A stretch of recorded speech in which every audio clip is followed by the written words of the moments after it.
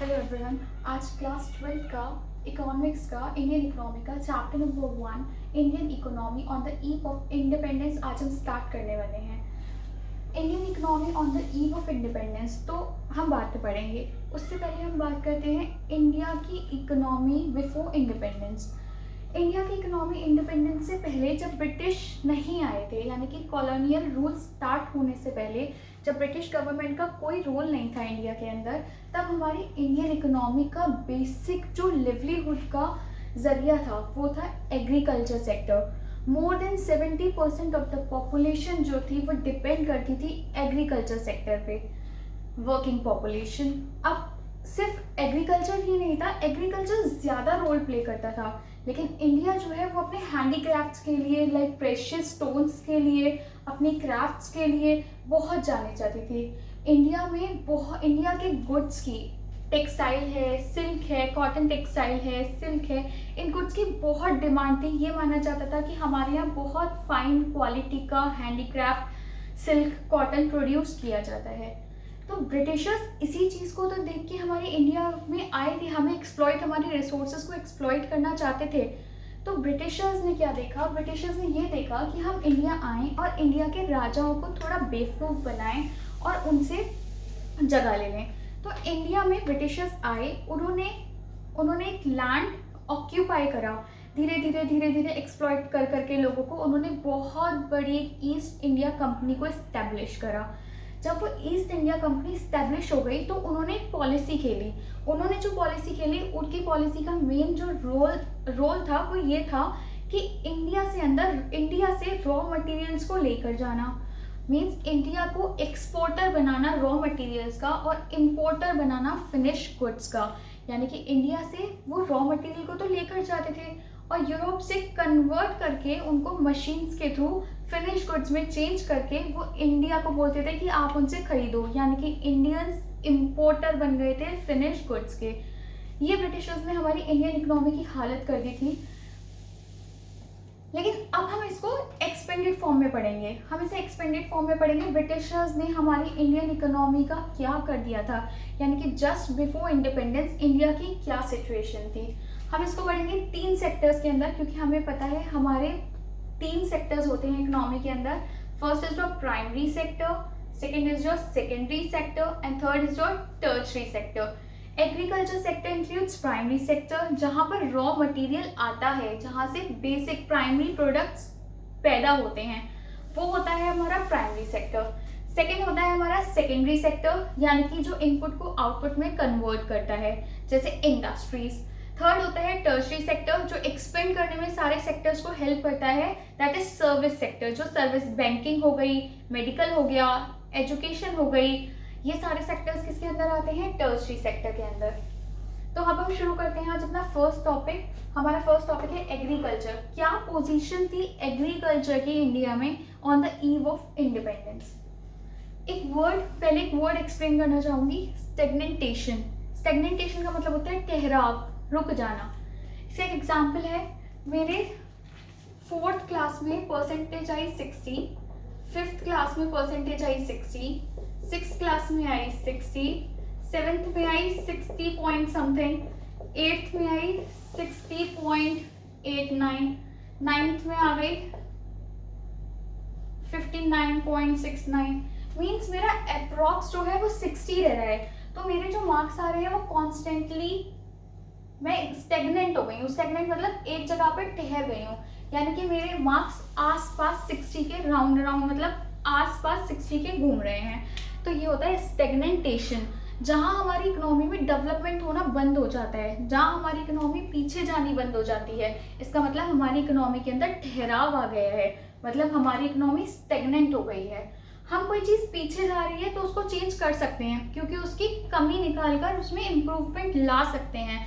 लेकिन कोई चीज़ ठहर जाती है तो हमें उसका रीज़न ढूंढना बहुत मुश्किल हो जाता है कि ये बच्चा 60% पे क्यों अटक गया है। अगर इसके कंसेप्ट क्लियर नहीं हो रहे हैं तो उसको पीछे आना चाहिए या फिर इसको आगे बढ़ना चाहिए, अगर इसके सारे कंसेप्ट क्लियर हो रहे हैं। लेकिन ये कॉन्स्टेंटली 60% पे रुक गया है। ऐसे ही हमारी इंडियन इकोनॉमी हो गई थी, ना आगे बढ़ रही थी और ना पीछे आ रही थी। उसकी ग्रोथ, उसका डेवलपमेंट एक जगह ठहर गया था। यही पोजीशन हो गई थी हमारे एग्रीकल्चर की, कि हमारा एग्रीकल्चर एक जगह रुक गया था। कहाँ हमारा एग्रीकल्चर बहुत अच्छा था, हम एक्सपोर्ट नहीं करते थे लेकिन हम इम्पोर्ट भी नहीं करते थे।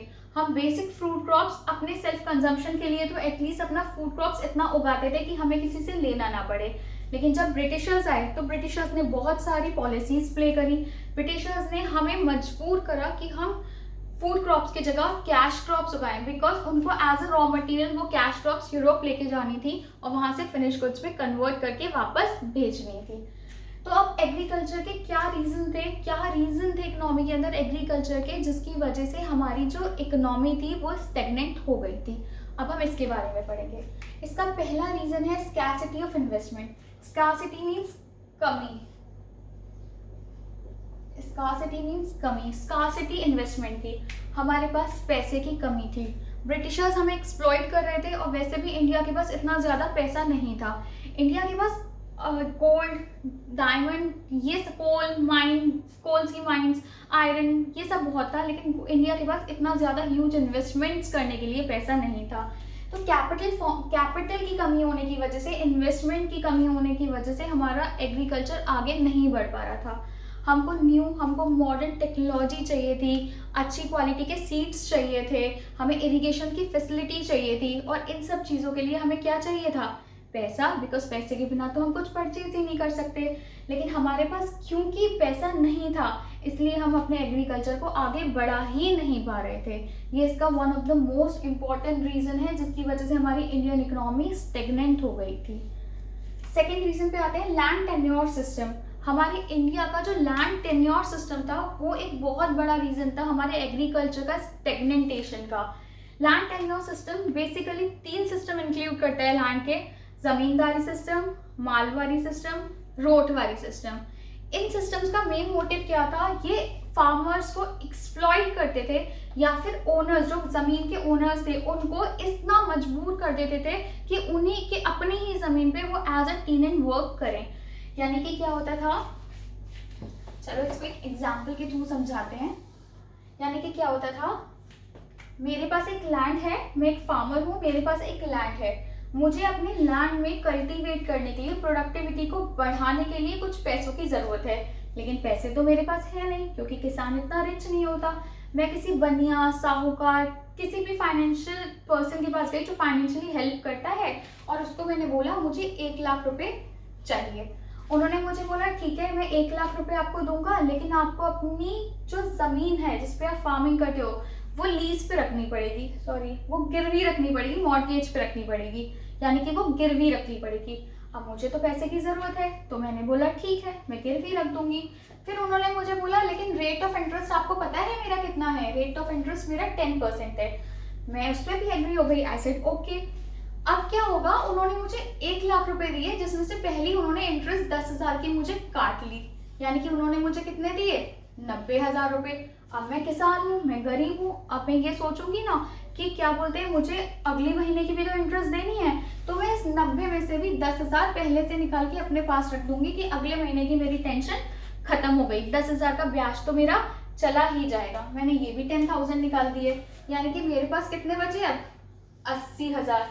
इसका मतलब क्या है? इसका मतलब है जितनी मेरी रिक्वायरमेंट थी, पहली बात तो उससे मुझसे कम ही कर्जा मिला होगा, और उसमें से भी 20,000 रुपये कट गए, तो मेरे पास पैसा भी कम आया। और किसान इतना अर्न ही नहीं करता कि हर महीने वो 10-10 हज़ार रुपये अपने साहूकार या बनिया को दे दे।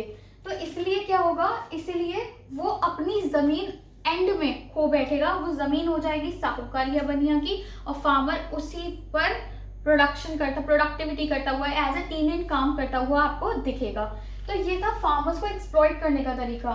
तो ऐसा क्यों था? ऐसा ही नहीं था, सिर्फ एक ही एक्सप्लॉइटेशन ही था, एक एक्सप्लॉइटेशन और था जहां पर मजबूर किया जाता फार्मर को कि अगर फार्मर आपको पैसा नहीं दे पा रहा, इंटरेस्ट टाइम पर नहीं दे पा रहा या आपका लोन रीपे नहीं कर पा रहा, तो उसको मजबूर कर दिया जाता था कि वो आपको अपनी जितनी भी प्रोडक्टिविटी है वो सारी दे दे। तो फार्मर खुद क्या खाएगा, फार्मर क्या बेचेगा, और जब बेचेगा नहीं तो वो कमाएगा कैसे, कमाएगा नहीं तो आपको पे कैसे करेगा। तो ये तरीके थे कुछ एक्सप्लॉइट करने के जो लैंड टेन्योर सिस्टम के अंदर आते हैं। यानी कि लैंड टेन्योर सिस्टम इंडिया का बहुत बुरा था, जिसपे 3 सिस्टम आते थे: रोटवारी, मालवारी एंड जमींदारी सिस्टम, जहां पर हर सिस्टम के अंदर फार्मर को एक्सप्लॉइट करा जा रहा था कि और वो मजबूर हो रहा था अपनी ज़मीन देने को या फिर अपनी ही ज़मीन पे एज अ टेनेंट वर्क करने के लिए। Now come to third, that is commercialization of crop. Commerce के स्टूडेंट हो, कमर्शियलाइजेशन का मतलब बहुत अच्छी तरीके से समझ आता है। कमर्शियलाइजेशन का मतलब क्या होता है? किसी भी चीज को व्यापार के तरीके से करना, यानी कि कमर्शियलाइजेशन अपने खाने के लिए नहीं करना बल्कि बेच के पैसा कमाने के लिए करना। तो कमर्शियलाइजेशन ऑफ क्रॉप्स क्या है? कमर्शियलाइजेशन ऑफ क्रॉप्स का मतलब है ब्रिटिशर्स ने हमको मजबूर कर दिया था कि हम फूड ग्रेन्स ना ग्रो करें, हम जो क्रॉप्स ग्रो करें वो कैश क्रॉप्स हो। हमें वो क्रॉप्स ग्रो करवा रहे थे जिन क्रॉप्स को वो ले जा पाए और एज अ रॉ मटेरियल, और फिर कन्वर्ट करके उन्हें हमें ही बेचते हैं as a finished goods. Commercialization of crop का एक सबसे बड़ा डिसएडवांटेज है कि जब हम कैश क्रॉप्स को ग्रो करते हैं तो हमारी सॉइल जो है वो इरोज हो जाती है। आई मीन सॉइल इरोजन हो जाता है, सॉइल जो है वो अपनी फर्टिलिटी खो देती है, जिसकी वजह से सॉइल इनफर्टाइल हो जाती है। तो हमारे लिए सबसे बड़ा डिसएडवांटेज था कमर्शियलाइजेशन ऑफ फूड क्रॉप, कि हमारी फूड क्रॉप खुद के सेल्फ कंजम्पशन के लिए नहीं थी बल्कि बाहर जाने के लिए थी, यानी कि कमर्शियलाइजेशन के लिए थी, ब्रिटिशर्स के लिए हो गई थी। Next is lack of irrigation facility. Irrigation मतलब सिंचाई, खेतों में सिंचाई होती है, पानी लगाया जाता है, कई बार बाढ़ आ जाती है तो पानी निकाला जाता है। तो ये इरिगेशन फैसिलिटी की सबसे ज़्यादा बड़ी डिसएडवांटेज थी, one of the most important. क्यों थी ये लैक ऑफ इरिगेशन फैसिलिटी? हम जो थे वो रेनफॉल पे डिपेंड थे। बारिश आ गई फसल हो गई, बारिश नहीं आई फसल खराब हो गई, बारिश बहुत तेजी से आ गई लाइक फ्लड आ गया, बहुत ज्यादा बारिश आ गई तो फसल पूरी खराब हो गई। तो ये सब डिसएडवांटेज थी। बारिश का बहुत ज्यादा आना भी नुकसान था, बारिश का ना आना भी नुकसान था। और अगर हमारे पास इरिगेशन फैसिलिटीज होती तो एटलीस्ट हम बारिश नहीं पड़ती तो उस टाइम पीरियड को तो हम सही कर सकते थे इरिगेशन प्रॉपर अपनी क्रॉप्स को देकर। लेकिन क्योंकि हमारे पास इरिगेशन फैसिलिटी नहीं थी इसलिए हमारी क्या होती थी, क्रॉप सारी खराब हो जाती थी, जैसे हम बोलते हैं हिंदी में हमारी फसल बेकार हो जाती थी। तो वो था lack of irrigation facilities. Last one is old and traditional method. हम जो मेथड्स यूज कर रहे थे लाइक प्लोइंग किया जाता था, प्लोइंग मतलब जोतना, हम जोतते थे खेतों को तो हम किससे करते थे? बैल से, ऑक्स के थ्रू। लेकिन क्या होता था, लेकिन ट्रैक्टर्स हैं या और टेक्नोलॉजीज हैं, ये टेक्नोलॉजी अवेलेबल थी लेकिन हमारे पास इतना पैसा नहीं था कि हम मॉडर्न टेक्नोलॉजी को अडॉप्ट कर पाए, इसलिए हम डिपेंड थे ओल्ड और ट्रेडिशनल टेक्नोलॉजी की वजह से। तो ये 5 रीजन है जिनकी वजह से हमारा एग्रीकल्चर जो था वो क्या था, स्टेगनेंट हो गया था।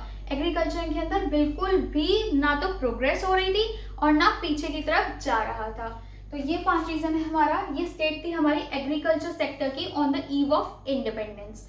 होप समझ आया होगा। अगर कुछ नहीं आया होगा तो आप कमेंट सेक्शन में जाके लिख सकते हैं। कल मैं इंडस्ट्रियल सेक्टर की पोजीशन बताऊंगी on the eve of independence. Till then bye bye.